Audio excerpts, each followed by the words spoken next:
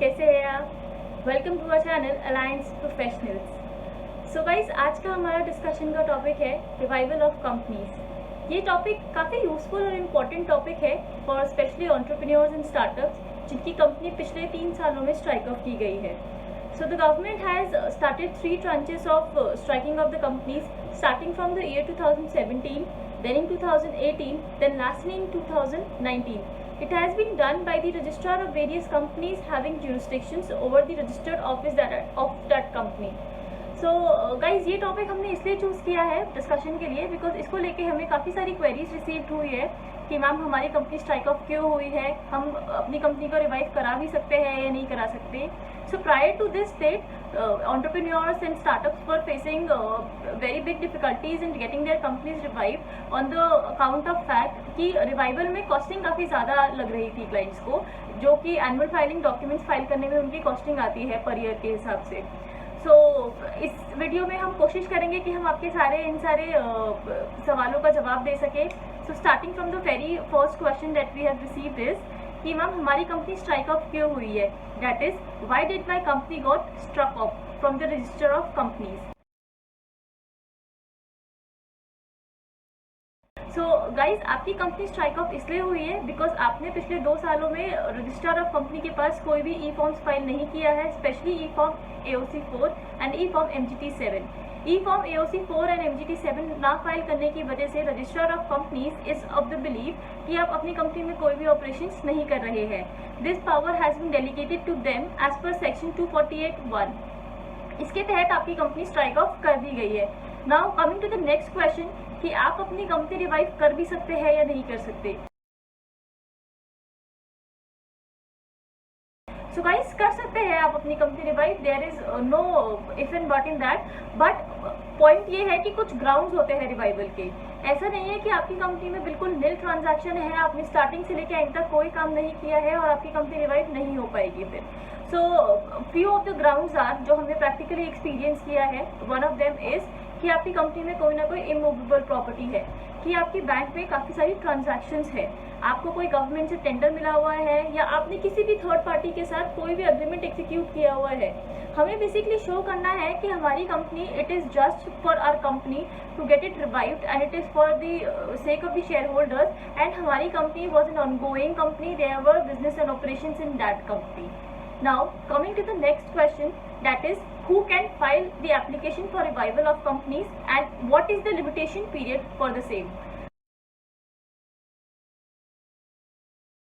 सो guys, आपकी company revive करने के लिए या तो कंपनी खुद एप्लीकेशन फाइल कर सकती है या कोई मेंबर या कोई क्रेडिटर या कोई वर्कमैन। इसके अलावा रजिस्ट्रार खुद भी जिसने स्ट्राइक ऑफ किया है वो अप्लाई कर सकता है to get that company revive, या any person who is aggrieved by the order of registrar of companies for striking of that company.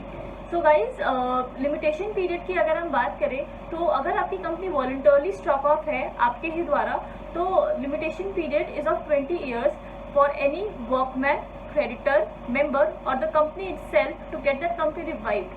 But in case your company has been struck off by the ROC, then the limitation period is of 3 years.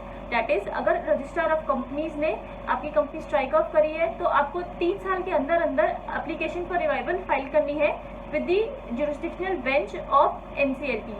That is, अगर आपकी company Delhi में registered office है आपकी company का, तो the jurisdictional bench would be NCLT Delhi. अगर आपकी company का रजिस्टर्ड ऑफिस जो है वो चंडीगढ़ है, हरियाणा है, तो फिर आपका जो जुरिस्डिक्शनल बेंच है NCLT का, that will be NCLT Chandigarh.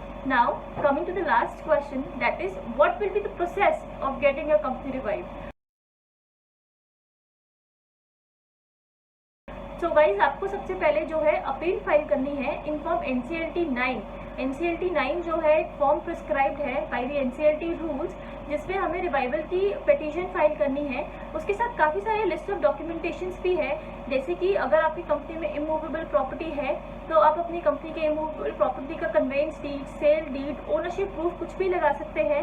उसके अलावा MOA, certificate of incorporation, AOA, annual financials, audited financials. इसके अलावा जो है आप अपनी कंपनी के बैंक स्टेटमेंट्स लगा सकते हैं। You just have to prove that your company was in operations I would repeat that your company was in operation, you just have to prove that.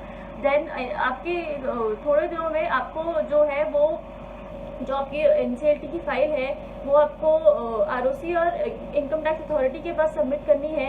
Then थोड़े टाइम के बाद आपकी hearing आ जाएगी, you have to appear in that hearing और either a professional can appear in that hearing on your behalf.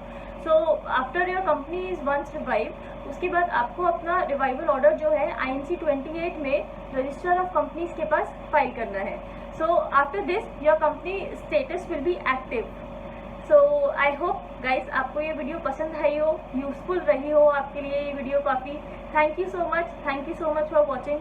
अगर आपको ये वीडियो पसंद आई है तो प्लीज़ हमारे चैनल को सब्सक्राइब करिए, जिसके तहत आपके पास सारी हमारी वीडियोस पहुंचती रहे सबसे पहले।